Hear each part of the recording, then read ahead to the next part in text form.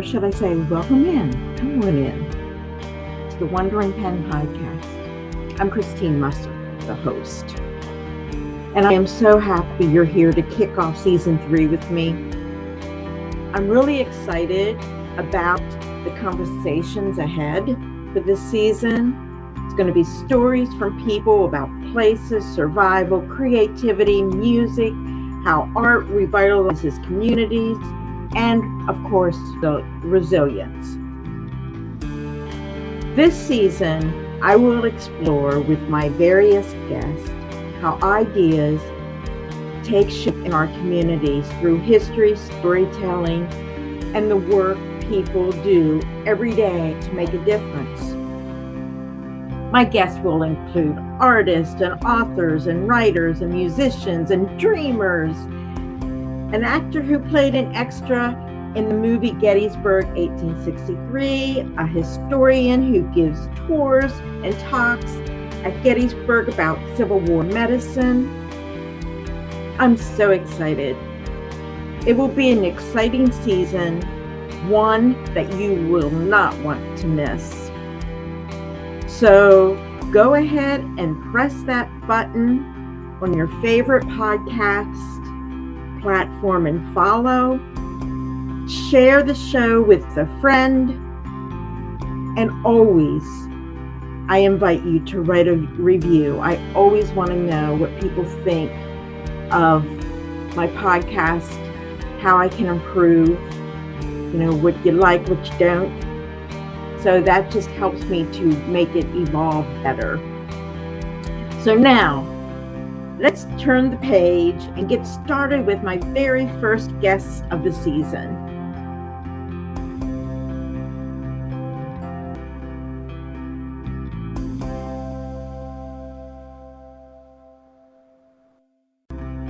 Welcome to Season 3, Episode 1.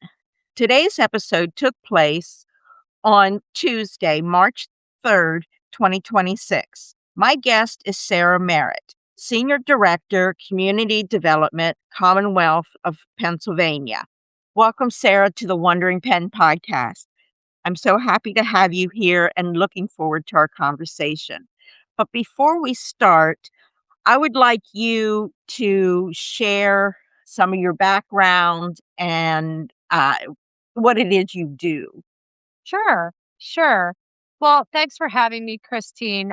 So yeah, as you mentioned, I am the Senior Director of Community Development. I work for Pennsylvania Creative Industries, which is an agency of our state government under the Office of the Governor. And then so my work is all centered around arts-based community and economic development projects that communities undertake.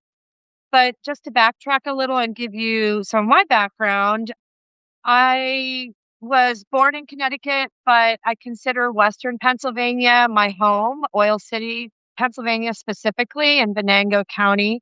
So I have, at an early age, of really wonderful experiences in childhood in rural Western Pennsylvania. My husband is a retired Air Force veteran, so I spent a number of years following him around the world and having some wonderful experiences along the way. And then one of the things about being a military spouse is you kind of have to kind of make your own way and figure out where you fit in when you move to these different communities. And so I think that experience over, about 20 years has really informed, what I do now and what I've done previously. I have worked as an educator, teaching middle school and high school. I have, for 10 years prior to moving here, was the director of the Arts Council of Wayne County and Eastern North Carolina. I'm also a visual artist with experience in community engagement and, public art projects that kind of run the gamut of, from mural to sculpture and everything in between. And yeah, I love to travel, and I consider myself a real outdoors person. And I think one of the things that has been a really wonderful experience for my husband and my son and I in moving back to Pennsylvania is, just the access we have in the state to our natural and outdoor recreation assets. And I think that's something we'll talk about later, but I think it's interesting how a lot of communities across the Commonwealth are leveraging their outdoor and natural recreation assets and their creative assets, people and organizations to do this great work. But yeah, I'm really happy to be here. And I hope that was a good overview of kind of where I'm coming from in my work. Absolutely, it sure was. Now, first of all, thank you for you and your husband, your service to our nation. Without them, my brother is a Vietnam vet, so I have a clear appreciation and understanding of what it's to be a part of a military family. Yeah. Yeah. Well, thank him when you see him. Yeah, yeah. So, okay, so you connected the natural world, and the way I met you was through a South Mountain Partnership meetings, which Yep. is a wonderful organization. And Without a if doubt. listeners don't know anything about the South Mountain Partnership, they should go Google it and find out. It's really wonderful. So let's start right with that, with nature and how that works with what you do at the Commonwealth, with your position and Yeah, that's a great question. So I guess I neglected to say this initially, but I've been with Pennsylvania Creative Industries, which is our state arts council, since 2017. So yeah, I just thought I'd throw that out there. And when I came into my position, I spent about the first year to 18 months working on the agency's strategic plan at the time, right? So I spent was a great reintroduction into Pennsylvania, traveled around the state, hosting community meetings and having individual conversations. And, one of the things I kept hearing from folks across sectors, right, is, really the need for tools for community revitalization projects, right? And what I saw a lot in my travels was, or what I heard a lot, I should say, is, people were trying to connect those dots. I think you just referred to that a little bit ago, connecting the dots. And instead of doing things in their own lanes or in their own silos, how can we holistically engage in community development work? And that gave me a lot of pause for thought. What does this mean, and how does this work happen? And one of the things, another great benefit we have in this state is the conservation landscapes, and the heritage regions that DCNR manages. And I think those are really incredible tools for communities across the Commonwealth that are in those different regions. But of course, in this region, we have the South Mountain Partnership, which is our conservation landscape.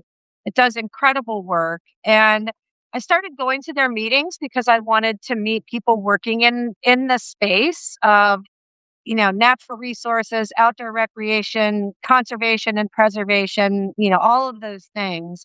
And so I got involved that way just to, you know, get give me some insight into their work and offer me opportunities to think about, how to help connect communities, connect these dots. So that was really kind of the impetus. And I'm just so impressed with the work that's happening and the different organizations and people involved that I've, kind of stayed with it. Well, not kind of, really embedded myself in it. And it's been a great experience. It continues and probably always will be a great experience because it's opened my eyes about a lot of things and really informed not just my work, but our agency's work and how we're working in community. yeah, what I find interesting is I wasn't aware of this. I'm sure there's probably several people out there, that's already aware of it. And we were when we were talking about doing this podcast, you had shared some of the things that this department of the state does. And you were sharing places that have changed and, different things like that. So if you would mind just kind of sharing some of the projects. that. Oh, wow. Yeah. Now that could be a 3-hour podcast, but I'll try to Yeah, keep it just brief. highlight some, I know I Yeah.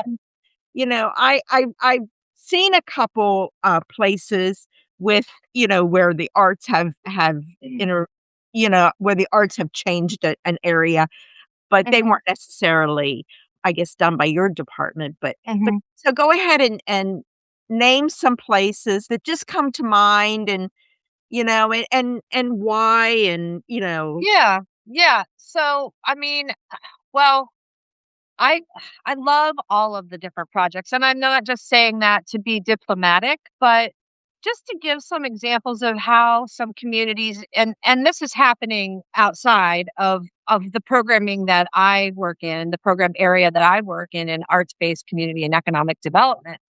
But in terms of the communities that are being supported by our agency, through our agency, I would give some of the examples I would give would be Kane, Pennsylvania, McKean County, so northern rural Pennsylvania.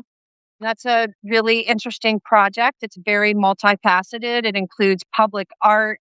It includes artist design, wayfinding signage to connect folks on the Kane Knox Trail into downtown Kane. It includes community activities and events that engage the community, and it includes working with creative small businesses in the downtown business corridor in Kane. So it's really multifaceted.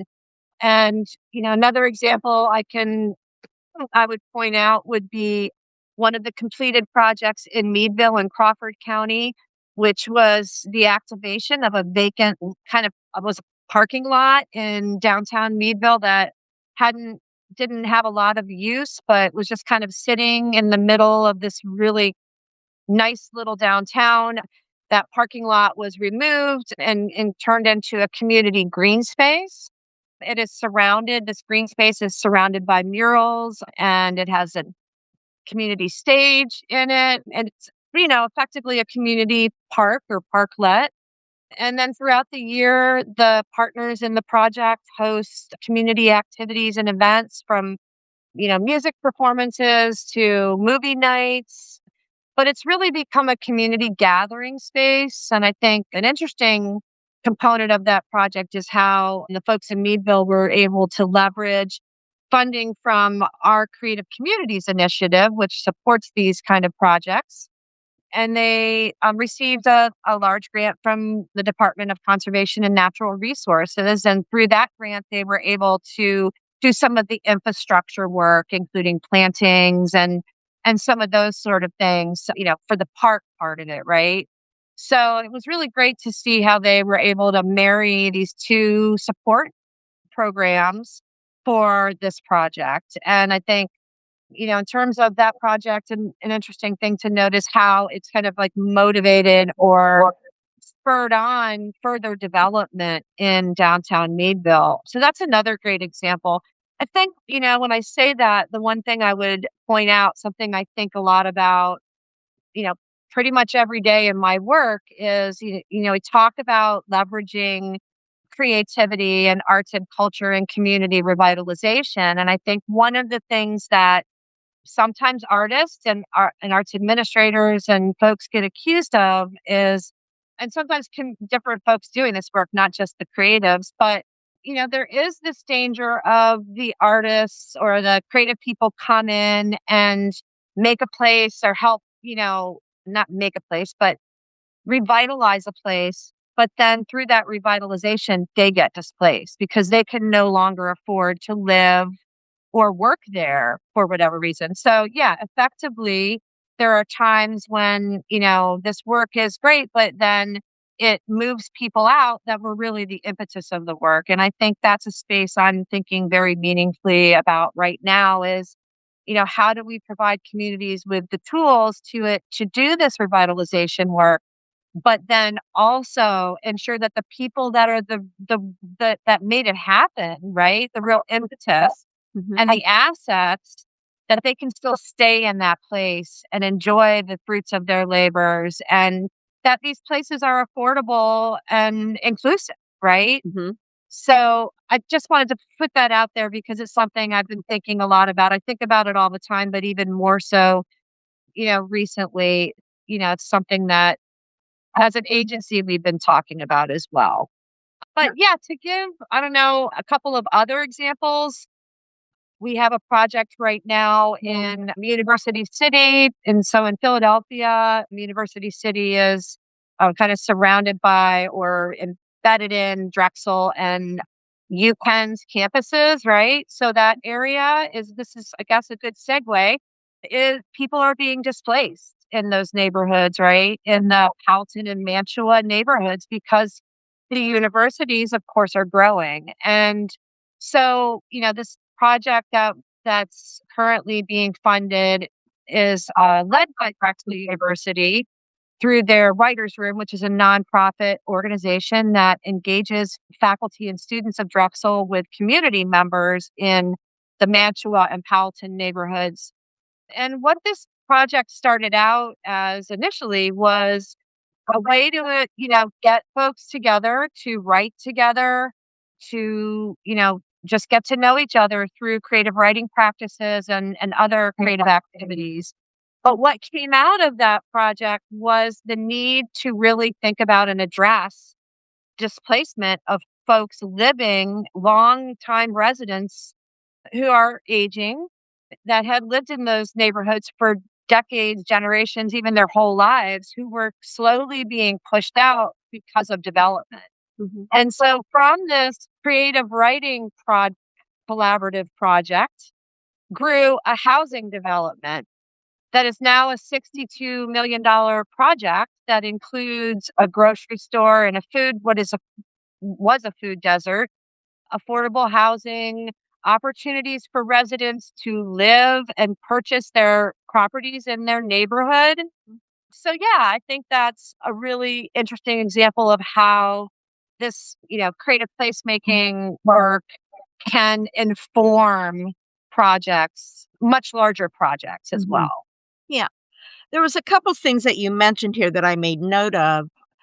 And it's really interesting, though, how you mentioned.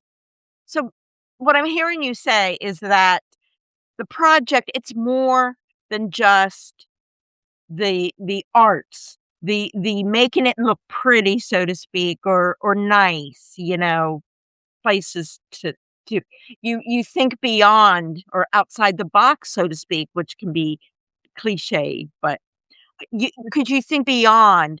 You think how it can be sustained, the people who live there, that you're consciously thinking about those people that live there. One of my questions was gonna be, is who designs and paints the murals? And you did touch on that. From what I hear, you bring people in to do that, and then is that right? Or So, who no, does. that's a great question. In terms of like project implementation, so physical, let's use a mural as an example. There's a lot of different ways this work can happen. As an agency, we have intentionally designed any of our programming in this space to be very nimble because it means different things to different communities. And we don't ever want to dictate what a community wants or needs. That's entirely up to the community. But just to go back to your question, like how do the projects get implemented? There's a lot of different ways. Sometimes communities don't have an artist who maybe is, a muralist. So they might have to bring somebody in from the outside. But one of the things we really do encourage is that communities leverage their existing artistic and creative assets, right? We want artists in our wonderful Commonwealth to be able to make a living off their creative practice. So, when you can, where you can, you really want to leverage, the local talent you have. But these projects happen in a variety of different ways. I think, yes, the actual creation of public art, the artist is doing that, but artists are always also really great community engagers, right? They are really more often than not embedded in their communities. They have typically a network of other creatives that bring a lot of different talents to the table. And, even just through community creative activities and with alongside community, they can help a community figure out what is needed, what is wanted. And so I always encourage communities to not just wait until they're ready to do the mural project or do the community festival or do whatever that thing is, to bring the artists in right at the beginning, Mm-hmm. because they will be a valuable, valuable asset from planning through all the way through implementation of a project.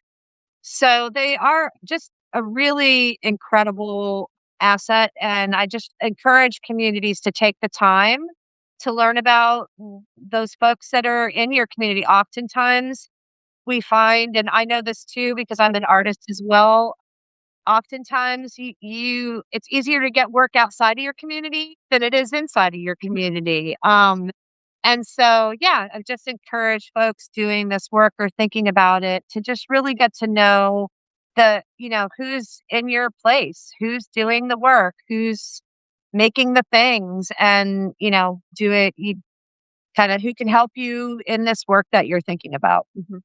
I don't know if that answered your question, Yeah, but it did. It did. So this is probably going to be really kind of one of those questions that doesn't, well, I guess kind of a silly question, I'm going to say, but or maybe there's not. no such thing. Maybe somebody would be interested in this. But so what is the largest job or project you did, and what was the smallest? And what were Oh they? my gosh. I mean, Wow. can you just think of just one? Don't, Okay, so let me ask you to clarify that. Do okay. you mean me personally or the largest project we as an agency, like the Creative Communities Initiative, has funded? Which do you think would be most interesting to the listener? Well, I mean, I could talk about both and then you could decide if you Well, want. you know what? Why don't we just talk about both? That would be Okay. okay. So Um, all right. So the largest project I've undertaken personally was the first mural. When I'm talking about public art, was the first mural project I ever did. I had no experience. There was nobody in my community at the time working in that space. Very rural, agricultural, military community in Eastern North Carolina. And a friend of mine owned a building in our downtown and said, "Hey," at the time I was the arts council director too. And he said, "Hey, let's do a mural on the side of this building." And of course I said, "Yay, a big, huge blank canvas," not thinking about the fact that this mural was going to be like 20 feet high and 100 feet wide. So that's pretty big mural project. And that was before we have a lot of the great tools we have for murals now, where you can literally implement a mural on a kind of parachute. They call it mural cloth, parachute cloth fabric. And then basically like wallpapered onto the wall. We didn't have that back in then. That was kind of a new thing that hadn't really come out yet. So that was a labor of love and a very long drawn out project that offered a lot of lessons, and it was a great project, but I would say that was the biggest project personally in the public art realm I've taken on. In terms of the largest project in the portfolio of the grants that I manage. Wow. So our Creative Communities Initiative grants are $100,000 grant. I would say the Drexel project that I referred to is probably the largest, but we still put the same amount of money into it, but it's spurred on that large multi-million dollar investment, right? mhm, So, it depends on how you're looking at it, but I would say to date, that would be the one that I would call the largest. okay. But then, I would say, I think in terms of, if you're scaling it in terms of the size of the community, I think they're all kind of equal because what I've seen is even though these projects are all different and very organic to their community, if they're done well, which they these communities are doing such awesome work that I'm working with, then they have like a really incredible impact and a demonstrable impact. And so even in the smallest communities, like, smaller communities like Kane, that might not be a $62 million project, but the work they're doing is impactful and it's really moving the needle. So I don't know, does that help? Yeah, I think that was kind of the point I was trying to get to, Yeah, is it doesn't matter the size of the dollar. it doesn't. It Does doesn't. it is the community, because it doesn't make a difference to the community if it's what the community needs is what's important, That's and exactly right. gives it And that makes it resilient, gives it kind of a rebirth when you say that exactly. that's what Yeah. your projects do. Yeah. I think the one thing that I would really stress in this work that is probably the hardest part of the work, but I would I would I would debate anybody who says that it isn't the most impactful part of the work is the actual journey to planning and implementation of a project in terms of how you're engaging with the community. So for Pennsylvania Creative Industries and our work in the community development space, community engagement is the foundation and the key to it all, right? Mhm. We don't want, uh, somebody saying, "Oh, let's do a mural program in our community and let me get 5 of my friends and let's meet at the coffee shop and decide exactly what we're gonna do," right? It's great to have an idea, but then you need to go out and go into the community and really be informed by the community. When you have that really deep community engagement where you know, m really talk to folks and honestly listen to them and provided them an opportunity to give a vo or, you know, lend their voice Mhm. to planning and implementing these projects, then there's that other layer of community ownership, right? So now people, they've played a role in this great project, and so it really builds momentum. And so I would encourage communities thinking about this to think about how they want to engage with their community and take the time to really do it well. Mhm. Because when you do it well, you are going to find that you're going to learn things about your community and meet people that you are just going to be blown away by. I mean, I can tell you stories of my own personal experiences, but also stories I've heard from other folks I've worked with and who are doing this work across the Commonwealth about how, the things that they found out about their community. And oftentimes they'd be like, I grew up here. I was born and raised here. I didn't know this thing existed or this person lived Mhm. here or whatever. So I would really encourage people to think about that because, it's the destination is great, but the journey is really, I think, the thing that builds community in so many senses by connecting people that might not have had connections before, by building that real true sense of belonging for people in community, which is something, of course, in this day and age that we're all missing, I think, to a certain degree, that belonging. And yeah, and then just a community pride. Mhm. And these I go to these communities and I'm just always fascinated and blown away and think about, when they talk about even their history and the role they played in, the Industrial Revolution. And, I know sometimes we spend a lot of time talking about Rust Belt communities and deindustrialization. But this state is the home of a lot of really interesting innovations like the zipper. The zipper was invented in Meadville. I didn't know that until I went and spent time. So that's just might seem like a weird thing, but I think like those, I don't know. It's a really a cool, quirky state, and I love it for that. Exactly, it is. It is. I mean, I love Pennsylvania, and maybe I'm very partial to it, because it is my n natural state. I mean, it's where it's Yeah. been my home all my life, but I love the fact that it's the Keystone State, you Mhm. know, kind of like I feel like we all have bragging rights, you know, that, but it is true. Yeah. And, but yeah, it is a very unique state. And, who would have ever thought that the first discovery of oil would be in Pennsylvania, Yep. you know? Yep. But anyway, so how do communities or artists get funding Oh, for wow. the That's a great project? question. There are a lot of different ways. So I guess I'll kind of give my little spiel that I that I give, and then we can kind of branch out and answer questions. So yeah, let me give you a little kind of text. And so yeah, I've been with Pennsylvania Creative Industries since 2017, as I said earlier, but our agency's been in state government or in existence since 1966. So it's been around for quite a long time.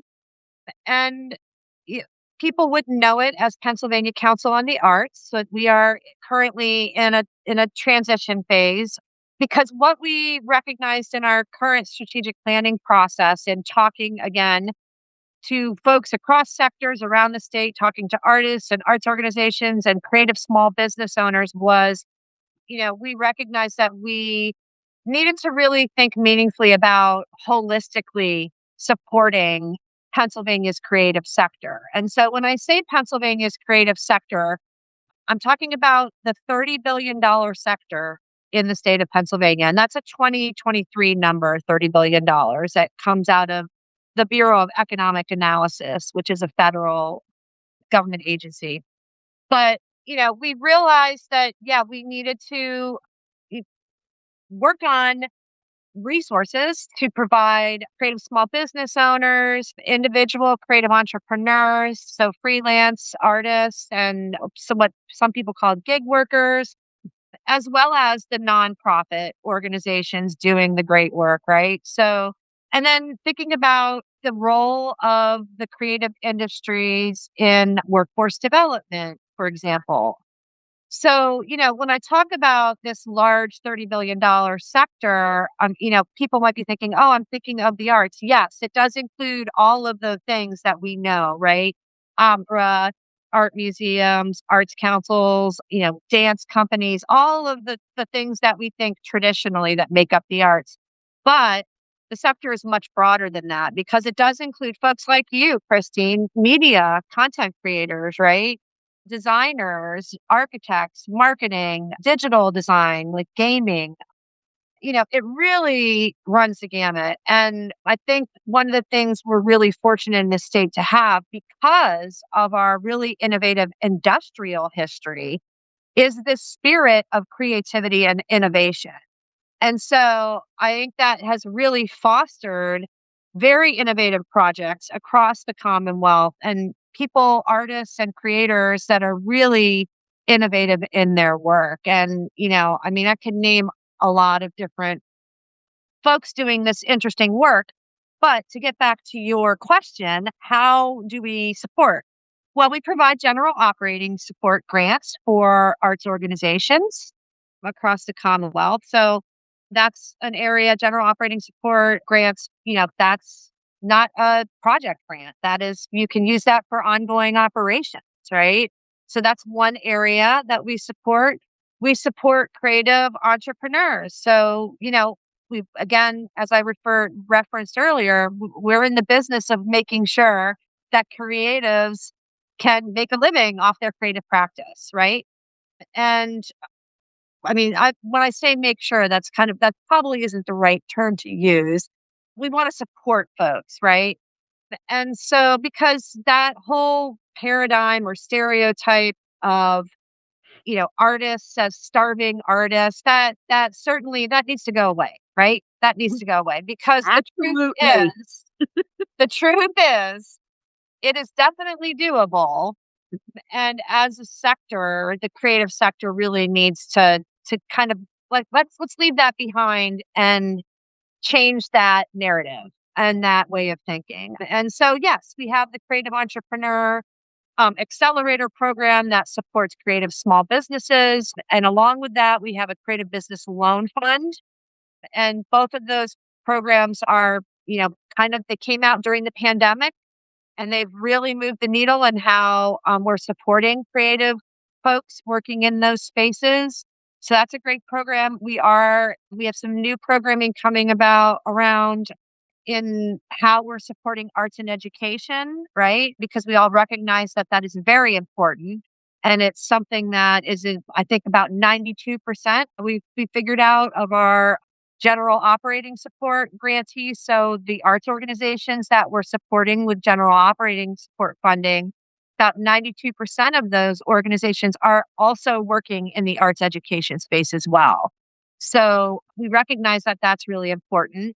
And so one of the areas that we're really thinking about and working with different partners and developing support systems for is workforce development and career readiness. Hmm. So ensuring that, young people that are thinking about a career in the creative sector, whether that's digital design, media content creation, or studio art, ceramics, or working in performing arts in set design or lighting or, whatever that area is that youth are interested in pursuing a career in, we want to be able to provide support for youth thinking in that space and also a runway or an on-ramp, right? For folks to be able to develop a career and build a career in those spaces because they're really vital.